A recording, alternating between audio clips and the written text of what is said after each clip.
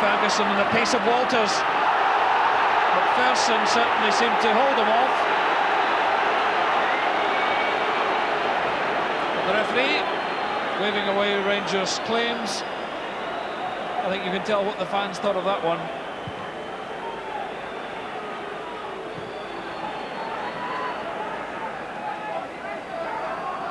Gary Stevens quickly with the throw. Nisbet, that was some throw. Whittaker having to backpedal.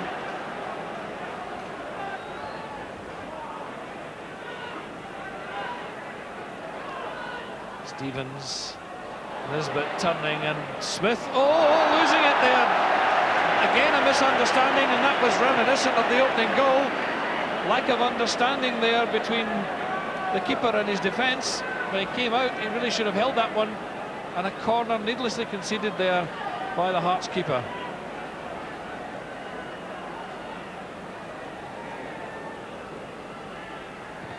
Cooper with the left foot. Bit of pushing by Butcher as Smith came, but a pat on the back from the Rangers skipper as he trots back up into his defensive role, and the ball will come back for free kick to Hearts. Just about 5 minutes remaining in the first half. There is the scoreline. Rangers leading Hearts by 1-0. Mark Walters the scorer after 11 minutes.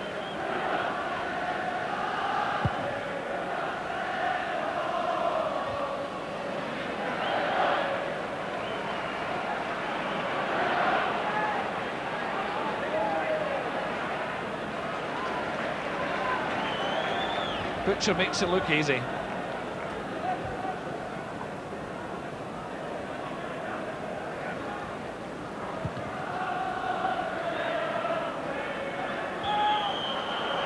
Walters that time, doing a little bit of fouling on Dave McPherson.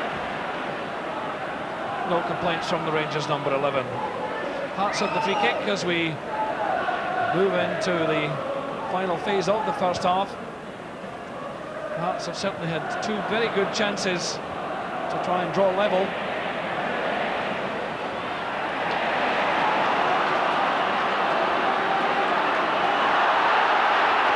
No foul, says the referee. It was accidental.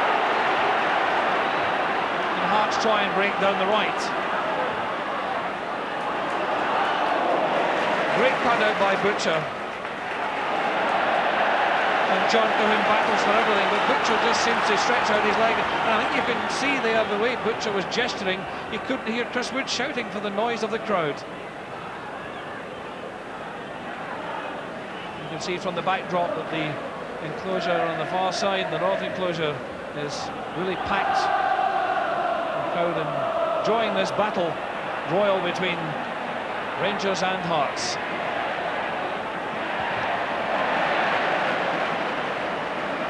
Unrelenting battle for supremacy.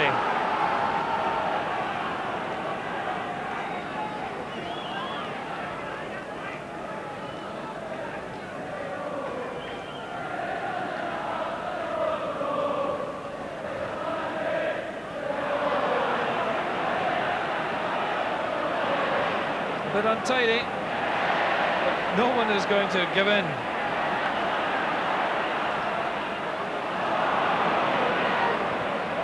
Wilkins decides, let's just stop all this nonsense in midfield. Tremendous vision.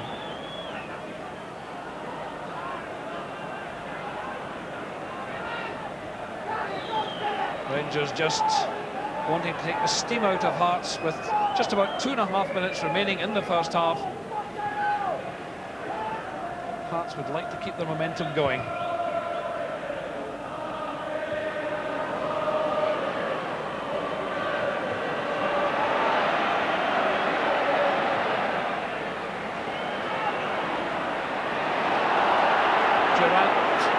Falling over there as in comes Cooper. Oh, and that was a pass that was easily picked up by Mackay. Galloway. Now Cooper again. Walters, but Whittaker's there for Hearts.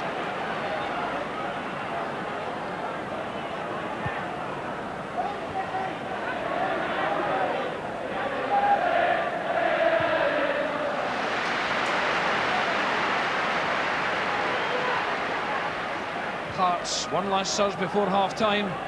Then the long ball just skidding on the wet surface. Rangers have the throw.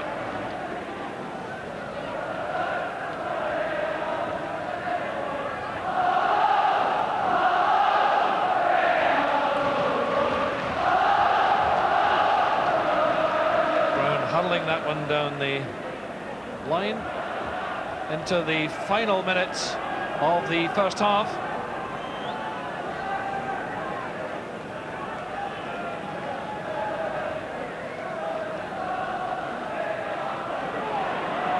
Chance for Hearts. Mackay, that just beats Bannon's outstretched leg.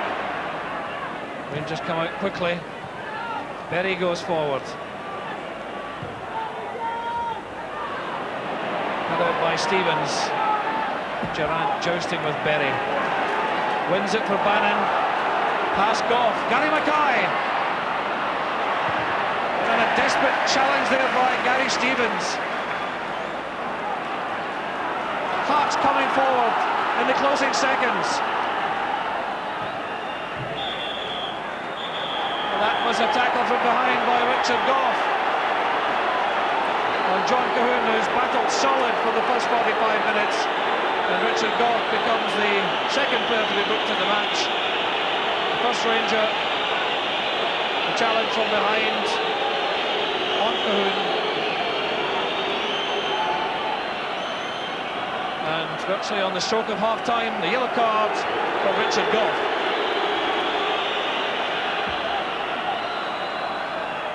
So Hearts have the free kick, which will give them the chance to mount the final attack of the first half. Mackay, McPherson, they're trying to go forward, they're looking for the corner, and they've got it.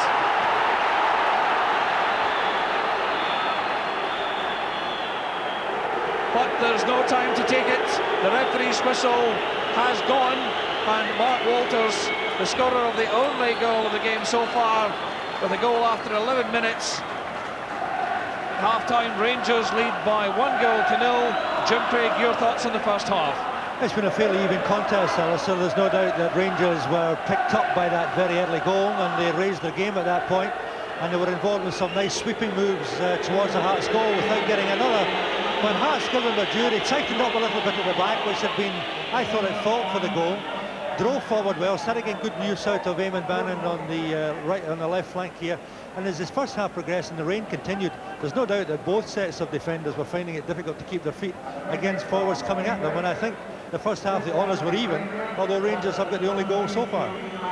So with a reminder of the half-time score, Rangers 1, Hearts 0, we return you to Dougie Donnelly in the studio.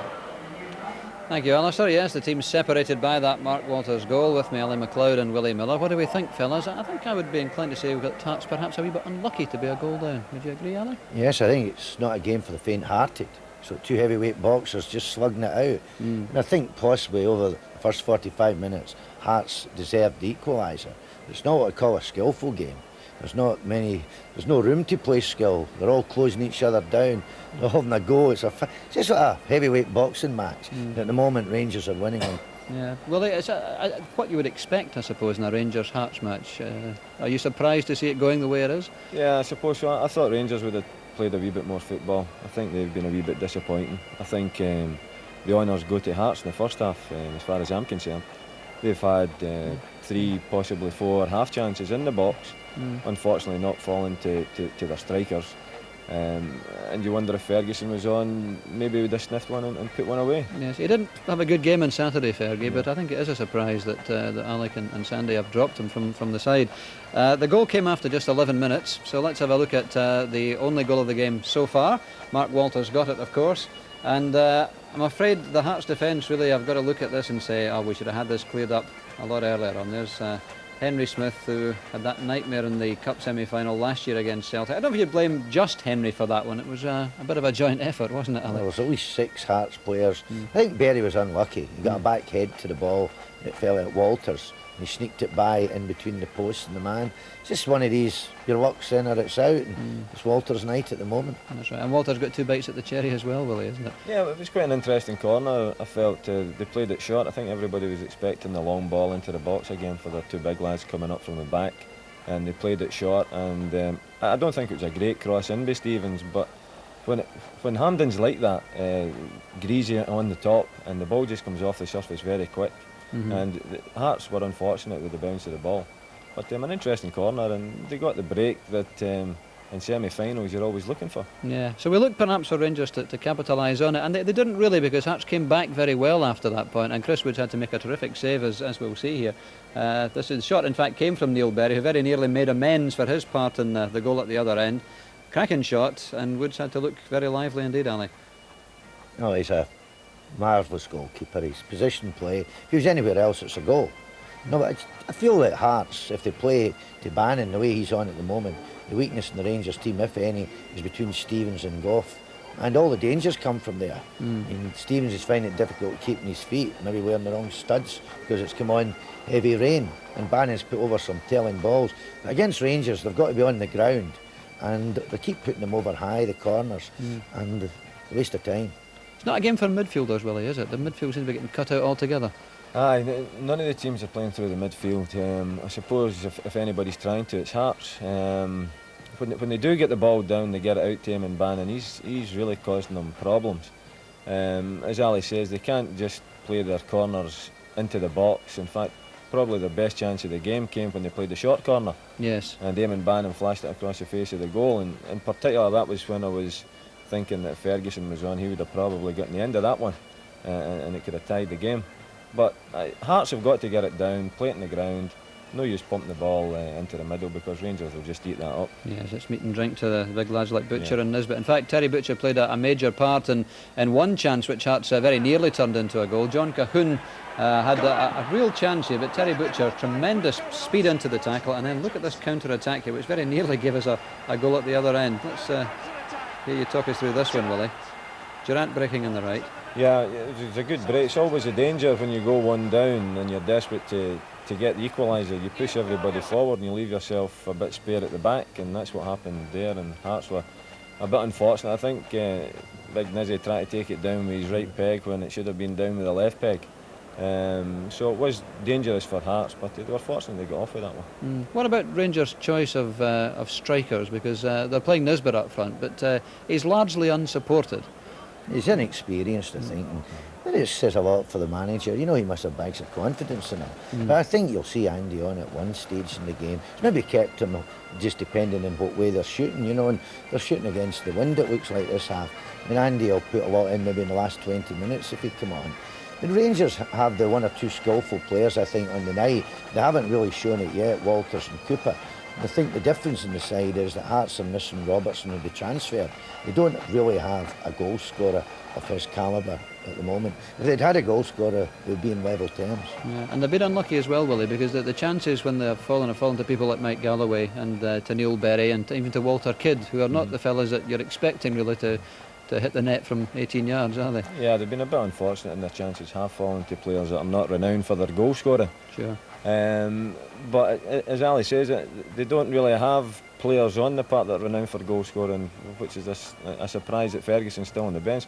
Probably bring him on in the second half, and if they can get Eamon Bannon going the way he's been going in the first half and bring Ferguson on, they still could cause Rangers problems. Yeah, so we think that there might well be a couple of substitutions with the strikers coming on. It's possible that Hearts have looked at it in the first 45 minutes. It's going to be a right battle, and maybe Ferguson's not the right guy for the battle, so they've left him out for this part of the game. And now that it's settling down, you might find that the skill become more skillful, because it's been played at 100 miles an hour, no quarter asked, none given. No, it's an enthralling match without being a great match. Well, there's one more chance that we can take a look at, with Hearts still pressing as the first half drew to a close. And Eamon Bannon had this little run in here, and that was just begging for someone in the far post, wasn't it? But the story of the game for Hearts, really, there was no one there, was there? An inch out all the time, you know, just that wee inch. Someone stops. If he just kept running, he walks into the net. Well, Ali's been talking through the first half, has been watching it, about the fact that it's awful tight and it's a battle and there's not a lot of skill, and Ali, of course, will say that there's more room to play in the first division, which is probably true. When you play in the Premier Division every week, I mean, that's the way it is, isn't it? Yeah, it's tight. It's always going to be tight. You know your opponent so well. You're playing against them quite a lot throughout the season. But it's a good competitive league. I mean, I think the punters in Scotland tend to like it a bit meaty, and we're seeing that tonight. So maybe they're delighted with the first half. We think that there could be a wee bit more football, but maybe the punters are enjoying it. Who's to say? Ali, what about the First Division? Everybody keeps saying what a great league it is. It was last season and it is this season, with what, 8, 10, a dozen sides all with a chance of taking the one promotion place. I think you do get more room than the Premier League. I accept that, but I don't accept the fact that the Premier League should play the way.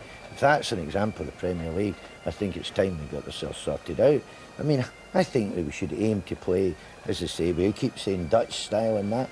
I mean, how do Liverpool do it in their division? I mean, it's up to the players. I mean, Aberdeen, Celtic, Rangers, all get great players.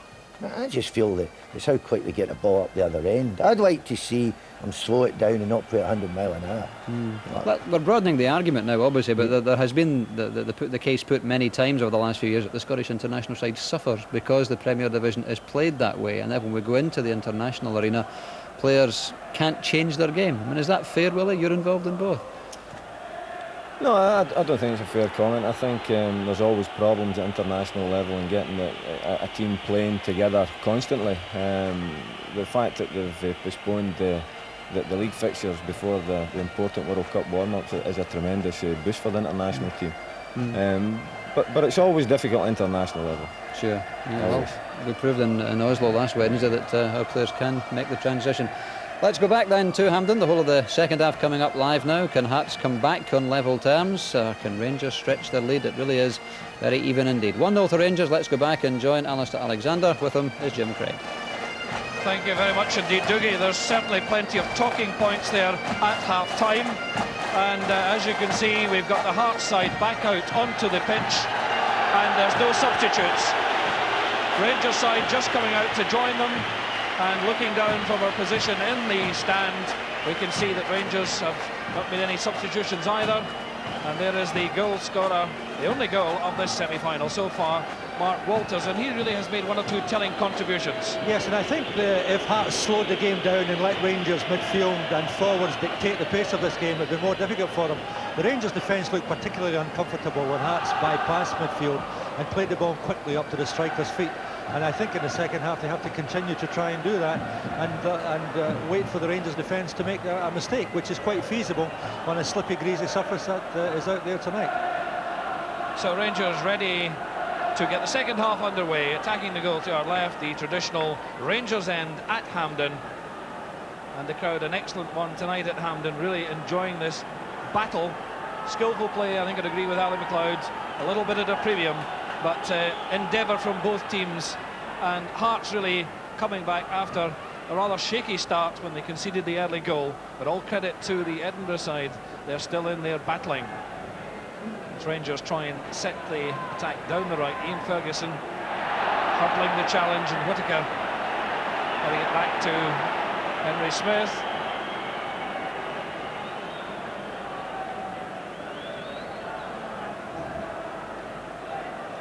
So let's see what distance Smith gets with a bit of wind behind him.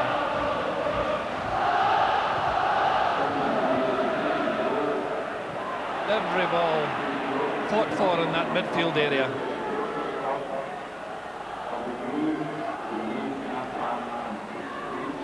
Dave McPherson deciding to leave it to Walter Kidd. Giving Hearts a lot of service. Forster turning into Wilkins, and Hearts nipping away like terriers, but Butcher steering the ball forward. Black rounds it time to see Woods, but gives it away. But Hearts can't make anything of it. First real touch from Walters. Sliding challenge from Cooper. Black. And again, playing the ball in the air to the small men really gives Rangers the advantage. And Hearts really need to keep the ball on the ground. But Rangers have to try and bring Ray Wilkins back into this game. He's been very, very tightly marked by Gary Mackay the whole of the first half. And it's noticeable that since he has been marked, Rangers' play has suffered.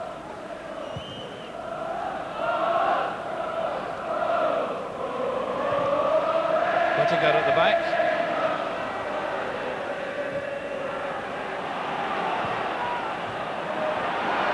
Gary Mackay, great support play.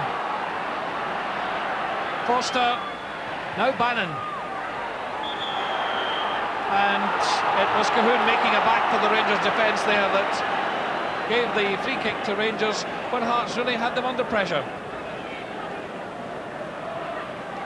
So frustrating spell for Hearts.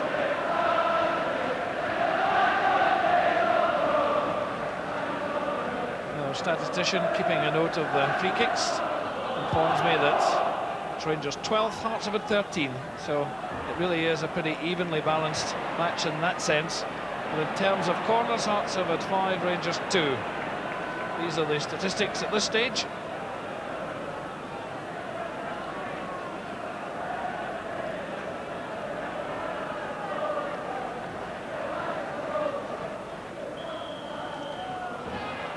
Another push spotted by the referee. It's been a bit of a niggling game at times, but only 2 players booked, but it has stopped any flow of football, and players have been knocking it about.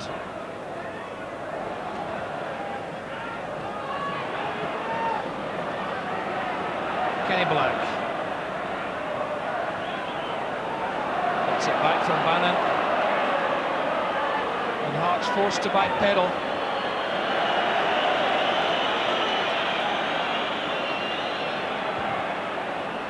They'll try again.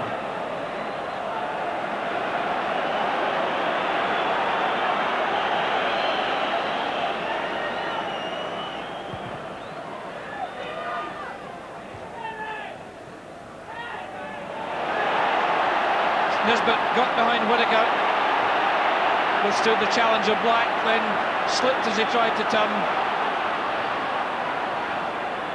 The free kick was to Hearts. Mackay spraying the ball about with aplomb. Kidd, Foster, now McPherson. Hearts taking their time to build up. Bannon to Berry. Gary Mackay. Galloway. Woods watching that one going to the far post. Now Bannon. John Brown. And the Hearts fans behind the Rangers goal, cheering their favourites on.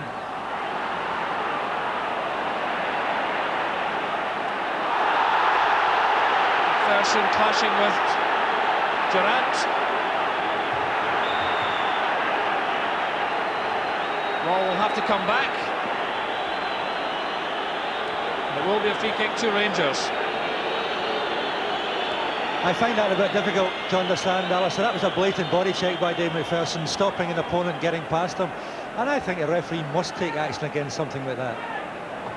So still Souness and Andy Gray on the Rangers bench, as Rangers now have the free kick.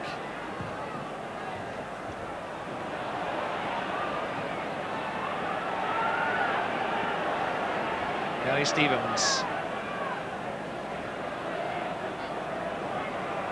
All a bit hurried.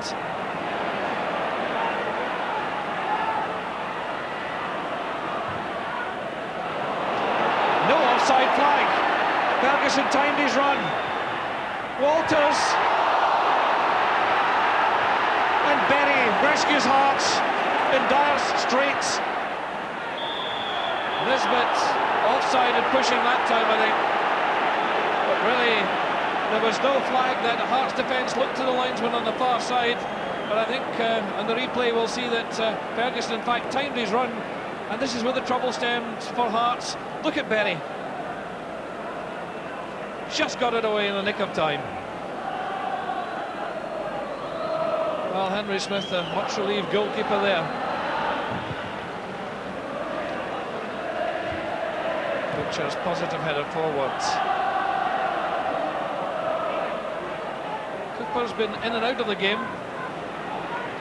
Goff. Stevens to Walters, first time to Wilkins. Trying to pick out Nisbet, but McPherson was there. Berry caught possession.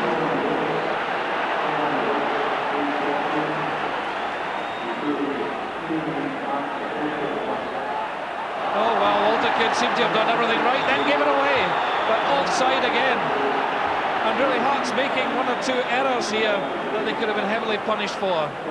But they're still in there battling. Black often as they shall not pass mood. Mark Walters. Chance to run and Whittaker. The double shuffle. Oh, Smith! And Nisbet turns it home.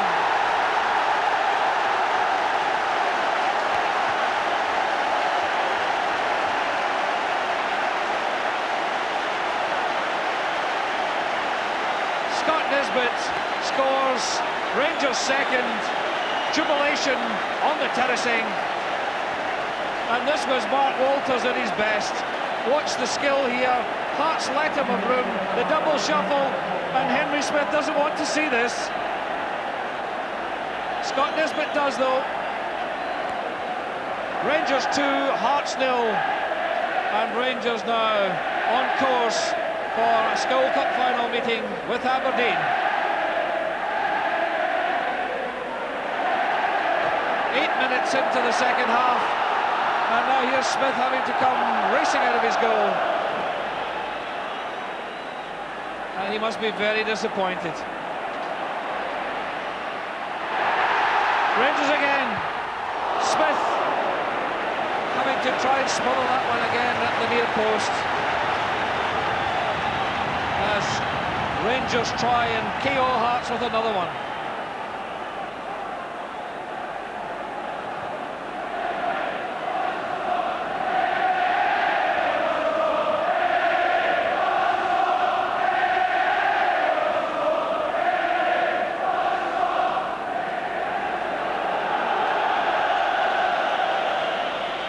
Well, the roar of the crowd tells you what their reactions are to the Hearts keeper. Now Hearts need a goal to really revive their flagging spirits. Brown there, another corner.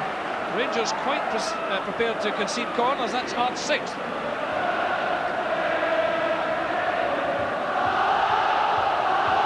Over comes John Cahoon.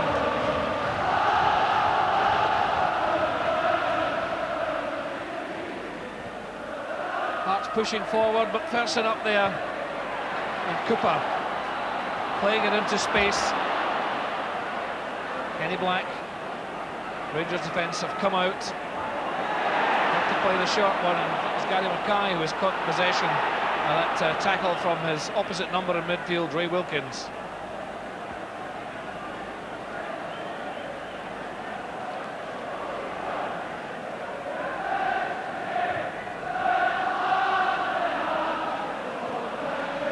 Now Eamon Bannon, pulled down by Ray Wilkins, and that will be a free kick to Hearts.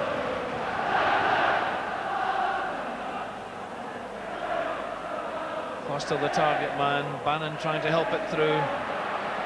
Cahoon going down looking for a free kick, but it's Rangers sprinting away. Another break on. And McPherson at full stretch had to cut that pass out there from Ferguson. Another inch and it was through to Durrant, and it could have been 3-0.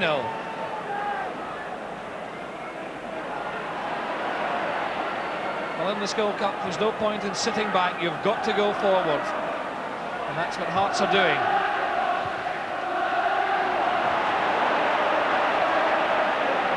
The longer this game has gone, the Rangers are now beginning to dominate as Hearts are being caught at the back.